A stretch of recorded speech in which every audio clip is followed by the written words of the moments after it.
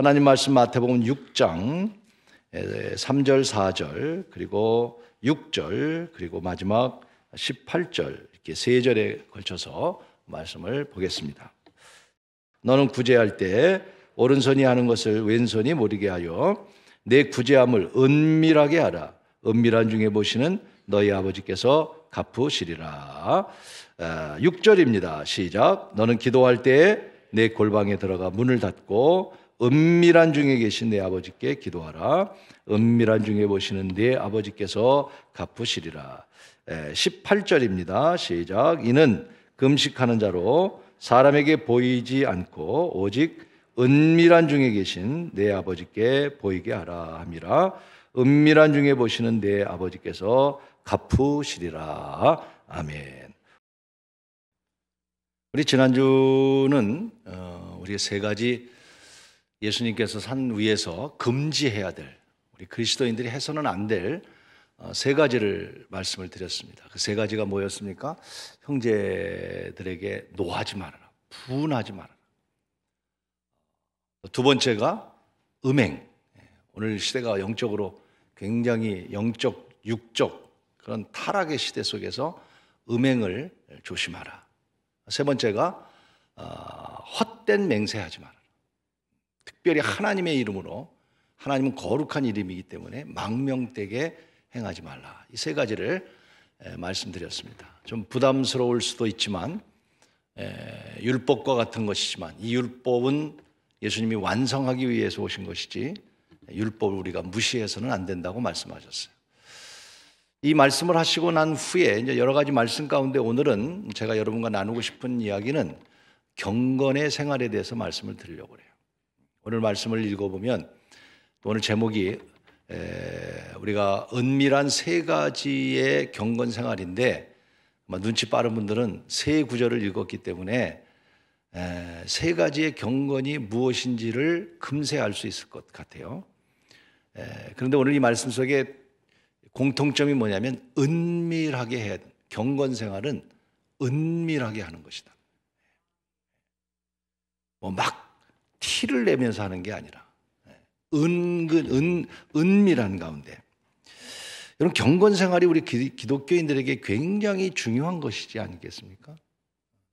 경건 생활이. 우리 크리스찬들은 경건한 삶을 살아야 되는 거예요.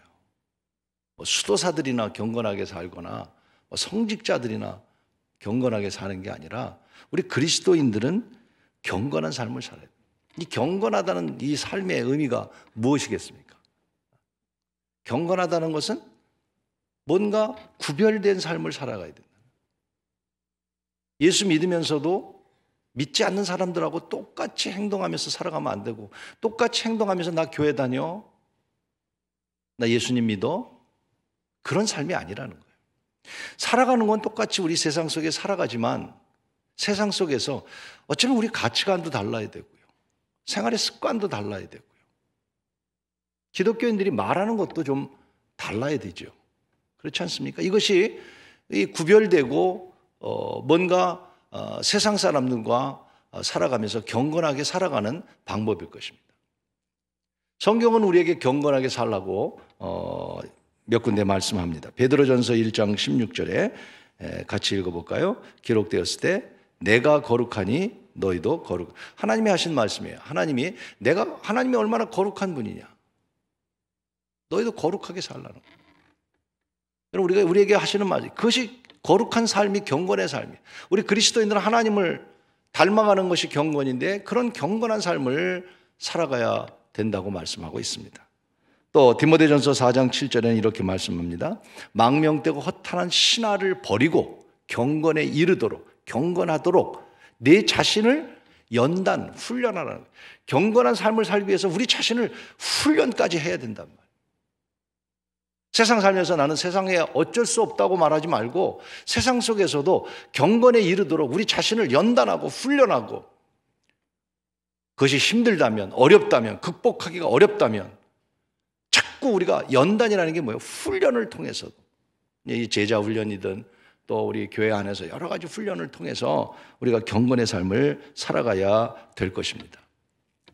일반적으로 경건이라고 말하면 지금 말씀드린 대로 세상 속에서 뭔가 구별되어야 되는데 뭐 구별되기 위해서는 술, 담배를 하지 않는다든가 또 구별되기 위해서는 뭔가 내가 믿는 사람과는 다른 그런 어떤 외적인 것들이 경건 생활의 일반적일 겁니다. 아마 경건한 생활이라고 말하면 오늘 세 가지 가운데 제일 먼저 떠오르는 게 아마 금식 같은 거, 그게 경건이라고 생각할 거예요. 아, 금식하는 거? 또 절기가 되면 절기를 지키는 거? 또 교회 다니니까 주일날이면 성경책을 끼고 교회 가는 것? 이런 것들이 일반적으로 우리는 경건의 삶의 한 부분이라고 생각할 것입니다. 그런데 그 생각은 바리새인들도 똑같았어요. 바리새인들도 생각하기에 경건이라고 말하는 건 뭐냐면 다른 사람들이 하지 않는 내가 11조를 하고 제사를 드리고 하루에 3번씩 기도하고 그것이 경건이라고 생각을 바리새인들이 했습니다. 우리 생각하고 다를 바가 거의 없습니다. 비슷합니다. 여러분이 생각하는 경건이나 제가 생각하는 경건이나 또 바리새인들이 생각하는 경건이나 비슷한 뭔가 믿는 사람들보다는 다르게 거룩하게 살아가는 것, 그것이 경건이라고 생각할 것입니다. 그러나 오늘 예수님께서 산위에서 하신 말씀 가운데 경건을 3가지로 말씀하셨어요. 그 3가지가 오늘 읽어드린 세 구절의 말씀인 거예요. 제 첫째가 뭐냐면 3절, 4절에 뭐라고 말씀하셨냐면 이렇게 말씀하셨어요. 은밀하게 구제하는 것, 구제가 경건이다 그랬습니다. 뭐가 경건이라고요? 구제. 어떻게 생각하세요? 아마 구제하는 일이 경건이라고 생각하는 사람들은 별로 없을 거라고 생각합니다. 저도 이 말씀을 보면서 구제가 경건이라. 구제라는 게 뭐예요? 불쌍한 사람들 돕는 것. 여러분, 그게 경건한 삶의 한 부분이라는 겁니다. 어려운 사람을 보면 불쌍한 마음을 갖고 그들에게 베푸는 것이 경건의 모습이라는 것입니다.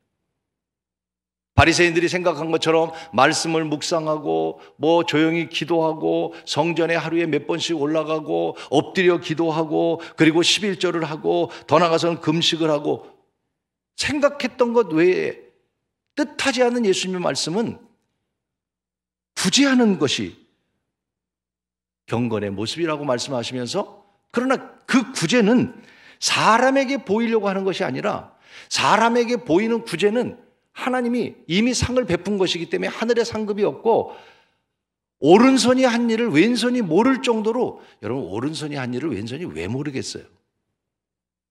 그 정도로 은밀하게 어려운 사람들을 돕고자 하는 마음 그것이 진정한 구제하는 것이 경건의 삶이라고 예수님이 말씀하고 계신 거예요.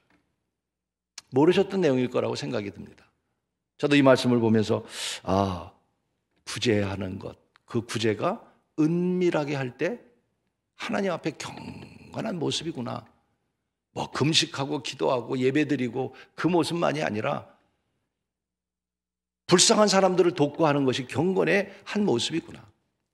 사도행전 10장을 보면서 더 확신을 갖게 됐습니다. 여러분 고넬료라고 하는 사람 잘 아시죠? 베드로가 처음으로 환상을 보고 이방인 복음을 전한 사람이 고넬료 아닙니까? 백부장이고요. 군인이고요. 또 이방인이고요. 그런데 그를 향해서 성경이 뭐라고 표현하냐면 그는 경건한 자라 이렇게 표현했어요. 경건한 자라. 자, 10장 2절에 그는 경건하여 라고 말해요. 고넬료를 향해서 경건한 사람이라고 말할 때 그 경건이 무엇이 경건인가를 설명합니다. 온 집안과 더불어 하나님을 경외. 여러분 하나님을 경외하는 사람은 경건한 삶을 살아야 되는 거예요. 진짜 하나님을 섬기는 사람은 경건한 사람이에요. 여러분 하나님을 섬긴다면 여러분은 경건한 사람이 되어야 됩니다. 그 다음에 보십시오. 이 고넬료를 향해서 경건하다고 그 다음 저 3절을 보세요. 고넬료를 향해서 말씀하기를 뭐라고 말하냐면 경건하여 온 집안 더불어 하나님을 경외 백성을 많이 구제하고 하나님께 항상 기도한 두 가지를 고넬료를 두 가지를 얘기합니다. 두 가지가 뭐예요? 기도와 구제였어요. 그걸 가리켜서 하나님께서 4절에 이렇게 얘기합니다. 내 기도와 구제가 내게 상달돼서 너를 내가 기억해. 하나님의 말씀입니다. 하나님이 보실 때 경건은 어떤 모습이냐면 구제하는 일, 기도하는 일. 두 번째 기도에 대해서 말씀을 드릴 거고, 오늘 첫 번째 구제하는 것이 우리에게 경건의 모습이라고 말씀하고 있는 것입니다. 여러분들이 살아가면서 오늘 특별히 이 사순절에 우리가 이 경건한 삶 가운데 지켜야 될 구제의 삶을 우리가 살아야 합니다. 구제는요, 잠언 28장 27절에 이렇게 말씀하고 계십니다. 가난한 자를 구제하는 자는 궁핍하지 아니하려니와 못 본 채 하는 자에게는 저주가 크리라, 이렇게 말씀하셨어요. 네. 우리가 어려운 사람을 보고 구제하는 것은 하나님께서 그런 사람은 축복하시지만 그들을 못 본 채 하는 것은 큰 저주가 임할 것이다. 얼마나 무서운 말씀이고, 또 우리가 남을 구제하는 것이 얼마나 경건한 모습의 한 부분인가를 우리는 찾아볼 수가 있는 것입니다. 여러분, 우리 주변에도 그런 삶을 살아가는 분들이 꽤 많아요. 있어서 구제하는 게 아니고요, 하나님을 믿고 보니까 나만 위해서 살아가는 게 아니라 뭔가 내가 하나님이 나를 창조한 목적이 나를 통해서 하나님의 어떤 축복의 물결이 흘러가기를 원하고 나를 통해서 하시고자 하는, 이거는 여러분 부자라고 하는 일이 아니에요. 그런 분들이 의외로 많이 있습니다. 그 가운데 여러분도 잘 알다시피 우리 신에라 탤런트 차인표, 남편이 차인표죠. 참 얼마나 신앙이 좋은 분들이고 얼마나 정말 신앙에 귀감이 가는 분들인지 알 수가 없습니다. 그 선교단체인 컨펜션이라고 하는 그 선교단체에 있으면서 홍보대사로 있으면서 뭐 한국뿐만 아니라 외국의 어려운 자들을 돕는, 특별히 이분들은요, 연예인들이니까 뭔가 그래도 뭐 나타내고 막 그럴 텐데 참 이분들 말고도 우리 크리스찬들 가운데요 많은 분들이 있습니다. 참 훌륭한 분들. 근데 이 신혜라 씨, 차인표 씨는 특별히 무슨 일들을 남모르게 하냐면 입양을 많이 해요. 입양. 아이들을 위해서. 그래서 한국 아이들 가운데도 입양하고 직접 입양해서 키운 두 딸도 있고요. 그뿐만 아니라 여러 명 아이들을 매달 입양해서 자기 자녀처럼 키우는 그런 일을 해요. 그런데 엊그저께 그 입양되었던 한 딸 가운데 대학생이 엄마에게 보낸 편지가 공개됐더라고요. 그걸 보면서 저도 참 감동을 받았어요. 그 편지에 엄마를 만나서 내가 처음 해본 일, 그런 손편지를 신혜라 씨에게 쓴 편지가 공개됐어요. 그래서 내가 엄마를, 양엄마죠, 입양된 딸이니까, 엄마를 만나서 평생 처음 해본 일, 엄마 손잡은 일, 엄마가 해준 밥 먹은 일, 엄마가 손톱 깎아준 일, 엄마가 내 머리를 빗어줬던 일들, 내가 엄마를 생전 처음 껴안아 봤던 일들. 여러분, 평범한 얘기 아니겠어요? 자녀라면 부모의 이런 사랑을 안 받은 사람이 어디 있겠습니까? 그런데 이 입양된 아이는 평생 엄마를 만나서 내가 해보지 못한 경험을 해봤다고, 감사하다고, 엄마 감사하다고. 야, 그거를 읽는데 모르겠어요. 저는 가슴이 찡하더라고요.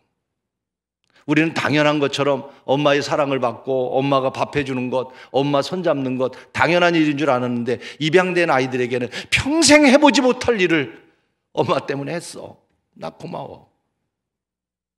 여러분, 그런 일들이 우리 특별히 유명인이지만 이런 분들은 무명인처럼 숨어서 오늘 말씀대로 오른손이 하는 일 왼손이 모를 정도로 이런 삶을 살아갑니다. 이것이 여러분 경건이라는 거예요. 내가 거룩하게 앉아있다고 경건이 아니고요. 경건은 은밀하게 어려운 사람을 향해서 그런 마음을 갖고 돕는 것. 또 성경이 뭐라고 말씀하냐면 잠언 19장 17절 꼭 기억하십시오. 여기 이렇게 말합니다. 가난한 자를 불쌍히 여기는 것은 하나님께 구워주는 것이다. 할렐루야. 여러분, 내가 가난한 사람을 도와주면요 하나님께 뭐 한 거라고요? 구워준 거예요. 구워준 거. 구워준 거는요 우리는 떼어먹지만 하나님은 안 떼어먹어요. 절대로. 그래서 우리가 어려운 가난한 자를 도운 것은 하나님이 그래서 고넬료가 구제했다는 것을 하나님이 내 기억했다. 왜? 하나님께 구워진 일이니까. 이것이 바로 우리 그리스도인들의 은밀한 구제 생활인 것입니다. 죄송합니다. 오늘 혹시 오셨는지 모르고 또 오해 없이 들으셨으면 좋겠는데 또 허가 없이 내가 말씀드려서 지난 주일날 어느 분이 이 검은 봉투에다가 그 바구니에 있는 딸기 한 박스를 이렇게 사가지고 들어오셨어요. 제 방에 들어오는 거 보니까 사실은 제 방에 들어오려고 그런 게 아니고 그냥 목사님 드시라고 사무실에 주고 가려고 그러신 것 같은데 이제 전도사님들이 그래도 왔는데 기도 받으라고 그래서 이제 기도도 받고 그래도 목사님께 전달을 그래서 같이 사무실에 앉아서 이런저런 얘기를 나누고 기도해 드리고 그리고 딸기를 먹으려고 그러는데 눈물이 나서 못 먹겠더라고. 그분의 삶이 그렇게 사실 풍족하지는 않으세요. 풍족하지는 않으세요. 그래서 제가 물었거든요. 어떻게 몇 시에 일 나가세요? 그랬더니 새벽 4시 반에 일어나서 준비하고 나갑니다. 그런데 그 말을 듣고 가슴이 찡하면서 나는 새벽 4시 반이면 새벽기도 나온다고 거룩하게 산다고 생각했는데 삶의 현장에서 새벽 4시 반에 나가서 열심히 일하고 그 가운데 딸기 하나를 사와서 그걸 여러분 그분이 부자입니까? 제가 부자입니까? 그분이 거룩한 분입니까? 제가 4시 반에 새벽기도 하는 내가 거룩한 사람입니까? 저는 이 말씀을 보면서 진짜 거룩은 남을 베풀 수 있는 그런 마음을 가진 사람이 진짜 경건한 사람이고 거룩한 사람이라고 생각이 되어집니다. 우리 주변에 코로나로 인해서 어려움을 겪고 있는 많은 이웃들이 있습니다. 오늘 우리가 이 사순절을 맞이해서 우리 스스로도 어렵고 힘들지만 나만 어렵다고 말하지 말고 오늘 오른손이 하는 일 왼손이 모르게 남 모르게 이웃을 향한 사랑을 가지고 구제하는 그것이 그리스도인의 거룩한 삶이고 그것이 경건한 삶이라고 그 경건은 은밀하게 행해야 된다고 오른손이 하는 일 왼손이 모르게 할 정도로 하라고 주님 말씀하고 계시니 오늘도 여러분 사순절을 맞이하여 그 경건한 삶이 여러분의 삶이 되기를 주의 이름으로 축원하는 것입니다. 두 번째로는 6절의 두 번째 말씀이 뭐냐면 은밀하게 따라하십시다. 기도하라는 거예요. 기도가 경건이라고 하는 것은 뭐 우리 다 동의가 될 거예요. 경건한 삶을 살아가는 사람은 당연히 기도하는 것이 경건의 삶이다. 이해가 됩니다. 그런데 오늘 이 기도에 대해서도 말씀하실 때 뭐라고 말씀하냐면 구제하고 똑같이 얘기하십니다. 기도할 때 남에게 보이려고 하지 말라는 거예요. 우리가 기도를 하다 보면요. 우리가 기도를 하나님께 하는 거잖아요. 오늘 장로님이 기도하신 거 하나님께 한 거잖아요. 그런데 하나님께 우리가 기도하면서도 자꾸 그렇지 않아요? 우리 생각이 사람들이 듣는다고 생각을 하는 거. 그러다 보니까 자꾸 형식이 나오는 거예요. 그러면서 이 구제도 남모르게 하는 것처럼 기도도 은밀한 가운데 만약 사람을 향한 기도라면 하나님이 듣지 않으셨다는 거예요. 여러분 사람을 향해서 기도하면 듣지 않았다는 거예요. 근데 그런 유혹을 받게 됩니다.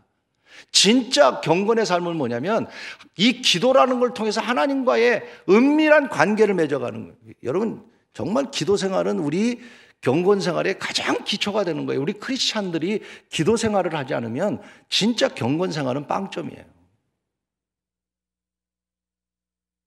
기도를 통해서 하나님과의 은밀한 관계를 통해서 이제 기도하라고 말씀하시면서 추가로 말씀하시죠. 중언부언하지 말고 기도는 믿음으로 하며 기도는 이렇게 해.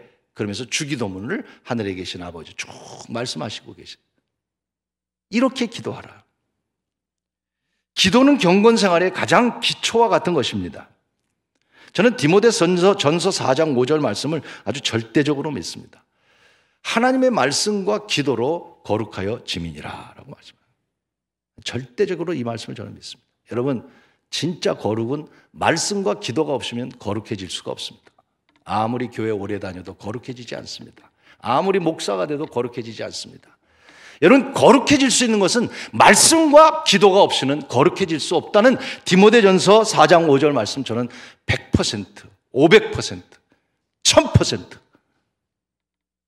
아멘 안 하셔서 한 번 더 1000%. 뭐로 거룩해진다고요? 말씀과 기도로.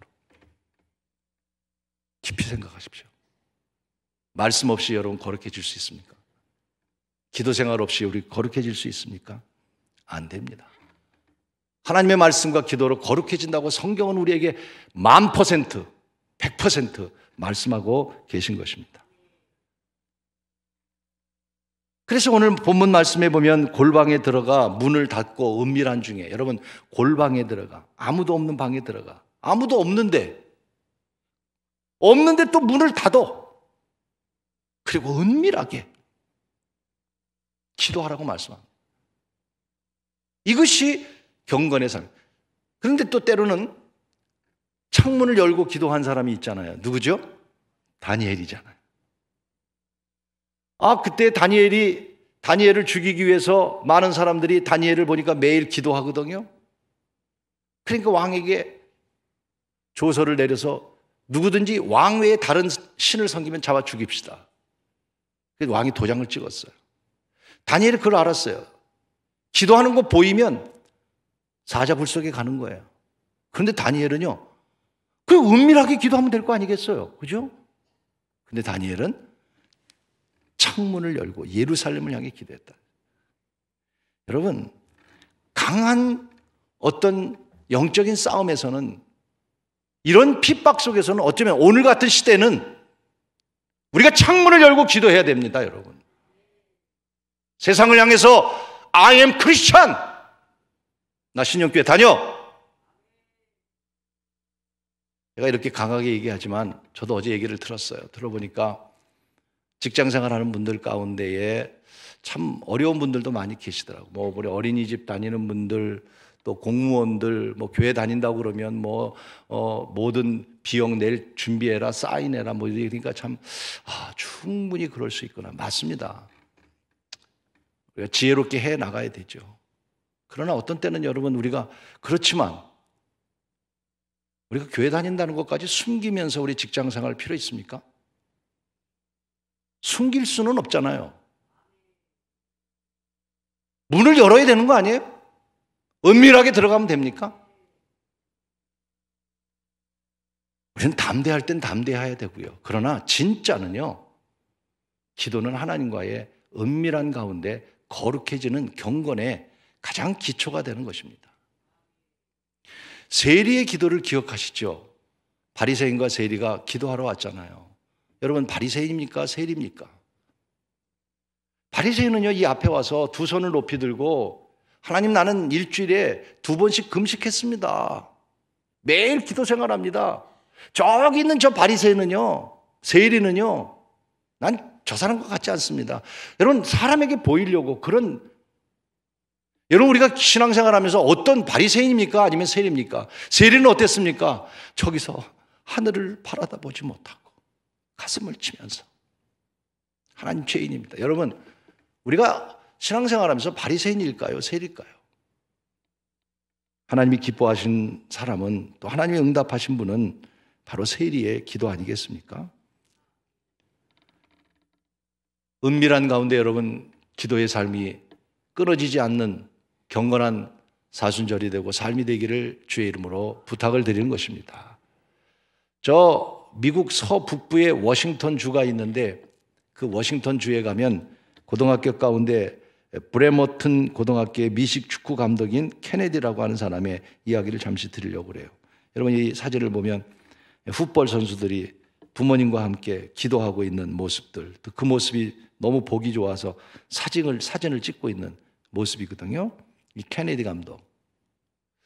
이 크리스찬인데, 그분은 운동을 마치면, 아이들이 다 돌아가고 나면 골대 밑에서, 풋볼장 골대 밑에서, 운동장에서 무릎을 꿇고 하나님께 기도하는 거예요. 그 아이들을 위해서. 매일.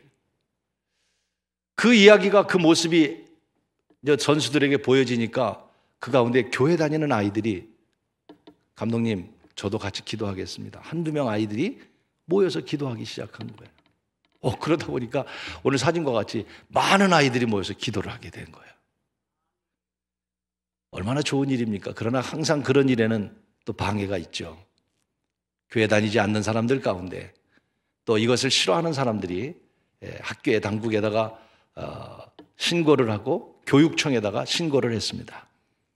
그래서 행정명령을 받고 학교에서는 공식적으로 기도할 수 없기 때문에 어떤 모임에서도 기도해서는 안 된다라고 행정명령이 내려왔습니다. 그렇지 않으면 해고를 당할 위기가 놓이게 됐습니다. 여러분, 이 케네디가 어떻게 행동을 했을까요? 케네디는 기도하는 일을 멈추지 않았습니다. 다행히 그 운동선수들의 부모님들이 교육청과 학교에다가 다시 재신청을 했습니다. 이 기도를 함으로써 아이들이 여러 가지 힘이 되고 운동도 더 잘하고 이렇게 훌륭한데 왜 종교의 자유를 짓밟느냐? 다시 재신청을 해서 다행히 그것이 허락이 돼서 7년 동안 이 케네디 감독이 좋은 성적으로 이 학교를 이끌고, 이 학교는 이 운동하는 모든 선수들은 항상 운동이 끝나면 기도하는 그런 팀이 되었다고 하는 아름다운 이야기입니다. 이것이 경건입니다. 여러분, 우리가 교회 와서 기도하는 그 기도만이 아니라 오늘 우리 삶 가운데 기도하는 삶이 경건한 삶이라고 성경은 말씀해 주고 있는 거예요. 우리의 기도는 하나님이 응답하시는 줄로 믿습니다. 그 펜실베니아의 신학 학자이고 목사인 패트릭이라고 하는 그 목사님이 계신데, 청소년 집회를 이렇게 인도하는 가운데 오늘 이광희 성경이 찬양 사역자처럼 찬양 사역하는 사람이 항상 그 찬양을 인도하는 거예요. 그래서 끝나고 난 다음에 이 찬양 사역자하고 이제 목사님이 대화를 해보니까 찬양을 잘하고 은혜는 받았는데 구원의 확신이 없는 거예요. 다시 말해 직업 노래하는 사람이에요. 돈 받고 와서 노래하는 사람. 그래서 복음을 전하니까 굉장히 복음에 거부 반응이 일어나는 거예요. 그러니까 이 목사님이 할 수 있는 일은 방법이 없잖아요. 그래서 간절히 기도를 하고 은밀하게 그 청년을 위해서, 너무 재능이 있고 또 그 찬양이 많은 사람들의 은혜가 되니까. 그렇지만 여러분, 복음이 없는 그 찬양을 그 무슨 의미가 있습니까? 은혜를 받지만. 그래서 이 패트릭 목사님이 은밀한 가운데 기도를 하고 그날 머릿속에 떠오르는 노래를 작사 작곡해가지고 그리고 그 청년에게 주면서 이걸 다음 날 꼭 좀 불러달라고. 그래서 그 청년이 연습을 하고 이 찬양을 부릅니다. 그 찬양이 뭐냐면, 나 주를 멀리 떠났다 이제 옵니다. 나 이제 왔으니 내 집을 찾아. 이 찬양 5절까지 돼 있는데요, 끝까지 못 부르고 이 청년이 찬양을 하다가 눈물이 팍 쏟아지면서 그 자리에 무릎을 꿇었어요. 그때부터 더 유명해진 찬양이 여러분, 나 이제 왔으니 내 주를 따라, 이 찬양. 은밀히 기도하는 것은 하나님의 능력이 있습니다. 사람을 변화시킵니다. 세상을 변화시킵니다. 이것이 경건인 것입니다. 사랑하는 여러분, 기도 없이 경건해질 수 없습니다. 다시 여러분의 기도의 삶이 시작되기를 축복합니다. 멈추지 않으시기를 바랍니다. 때로는 창문을 여십시오. 때로는 골방에 들어가십시오. 그리고 기도하는 일은 우리 신앙생활에 예수님께서 가장 근본적으로 기도하는 일을 쉬지 말라고, 사무엘은 기도하지 않는 것은 죄라고 말씀하시면서 오늘 우리 경건의 삶 가운데 다시 기도의 생활이 여러분 회복돼서 거룩한 경건의 사순절이 되기를 간절히 축복하는 것입니다. 마지막 세 번째로 18절에 뭐라고 말씀하셨냐면 은밀하게 금식하라고 말씀하셨어요. 여러분, 금식은 당연히 경건한 삶에 당연한 우리 생각도 금식은 경건의 모습이라고 생각할 것입니다. 어떻게 보면 금식은 경건의 꽃과 같다, 이렇게 저는 표현하고 싶어요. 우리가 경건한 삶을 살아갈 때에 행해야 될 일들 가운데 아마 금식은 버려지지 않는 일이라고 생각합니다. 금식이 뭐죠? 음식을 먹지 않는 거거든요. 음식을 먹지 않고 내가 하나님과의 깊은 관계를 만들어가는 것이죠. 여기에는 절제가 필요하고 결단이 필요하고 그리고 간절함이 표현된 것이죠. 그래서 금식은 경건생활의 가장 꽃과 같은 경건의 삶이 되는 것입니다. 왜?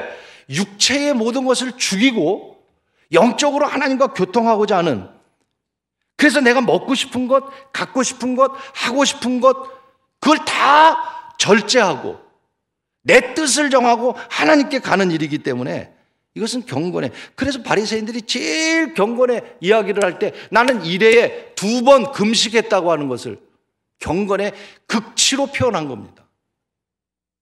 만약 우리들 가운데도 우리들보다도 제가 만약에 일주일에 이틀씩 금식하는 사람이라면 제가 설교 이렇게 안 할 것 같아요. 금식하지 않는 이 독사의 자식들아 막 이렇게 하면서 진짜 매일 일주일에 2번 기도한다. 바리새인들이 그랬던 거예요, 여러분. 금식이라는 것은 정말 실질적으로 저도 금식을 해보면 실질적으로 먼저 먹지 않으니까 힘이 쫙 빠져요. 뭘 놀고 싶지도 않고 하고 싶지도 않고 먹고만 싶어. 금식을 해보면.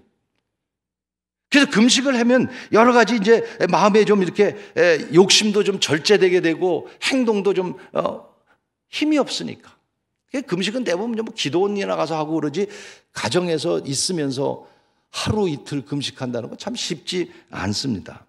또 하나는요, 금식을 하면요, 해보니까 은근히 자랑하고 싶어. 집사님, 나 금식 4일째인데 기도 좀 해줘. 기도해달라는 말이 아니라 4일째 금식한다는 얘기야 지금. 은근히 자랑하고 싶어. 사실은요. 안 해본 사람은 몰라.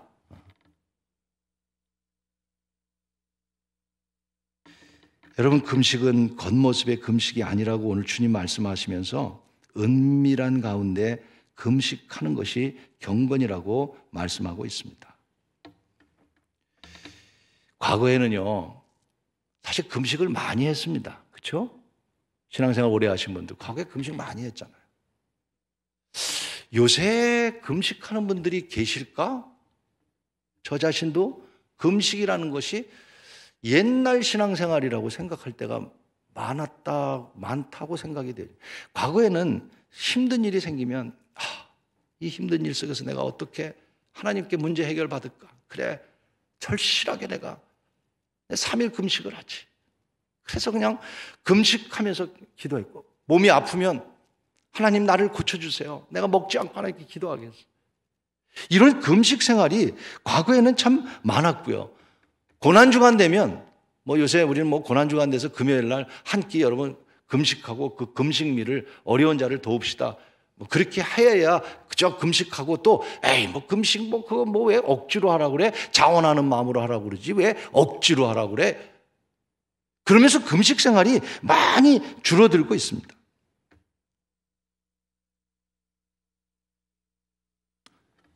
때로는요, 은혜 받겠다고, 과거에는요, 은혜 받겠다고 그런 사모함이 있었어요.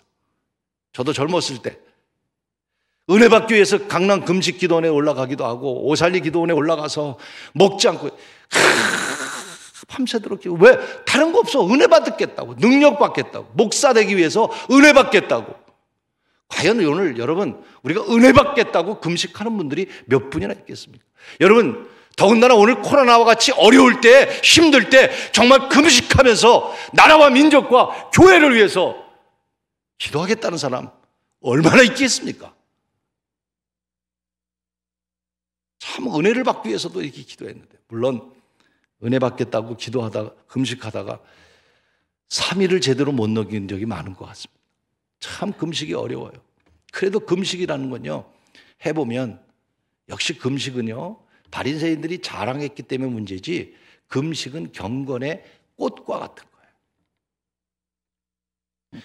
저는 여러분이 오늘과 같이 이렇게 어려울 때 또 사순절을 맞고 또 코로나의 위기 속에 하나님의 은혜를 감사하고 또 여러분 가운데는 여러 가지 힘들고 어려운 일들도 많은 분들 계신 줄 압니다. 여러분, 하나님 앞에 간절한 마음을 가지고 은밀한 가운데 금식하며 기도하다가 하나님의 응답이 있기를 축복합니다. 뿐만 아니라 응답이 있는 그 가운데 이것이 경건한 삶이라는 사실을 깨닫고 경건해질 수 있는 은혜. 우리 젊은이들 가운데는 미디어 금식이라는 것도 있잖아요. 제가 우리 막내에게는 종종 미디어 금식을 시키려고 해요. 그리고 얘기를 해요. 뭘 집중할 때 아침부터 저녁까지 오늘은 핸드폰 틀지 말아라. 쉽지 않아요. 저도 핸드폰 하루에 100번은 열 겁니다. 100번. 쉽지 않아요. 사순절 아니겠어요? 여러분, 금식, 경건의 꽃과 같은 거예요. 오늘 어렵고 힘들 때 우리가 다시 주님께서 우리에게 경건의 삶의 3가지를 말씀하셨어요. 첫째, 경건의 삶 가운데 깜짝 놀랐어요. 구제하는 것이 경건이라. 두 번째, 기도하는 것이 경건이라고. 세 번째, 경건의 꽃은 금식이라고. 그런데 이 3가지 말씀의 공통점이 뭐냐면 여러분, 은밀하게 하라는 겁니다. 사람에게 보이려고 하지 말라는 겁니다. 다시 말하면 하나님과의 관계를 맺고 경건은 하나님과의 관계 속에서 이루어지는 것이라는 겁니다. 어렵고 힘든 가운데 우리가 살고 있지만 주님이 친히 하신 경건의 삶, 내가 거룩하니 너희도 거룩하라고 하신 주님의 말씀, 또 성경이 이렇게 말합니다. 경건의 모양은 있으나 경건의 능력을 싫어하는 자들 떠나가라. 경건의 모습만이 아니라 경건의 능력까지도 함께 누릴 수 있는 귀한 한 주간이 되시고 또한 사순절이 되고, 이 어려울 때 함께 기도하고 함께 결단하고 또 어려운 자들을 함께 구제하며 이 사순절에 하나님의 은혜가 여러분 안에 충만하기를 주의 이름으로 축원합니다.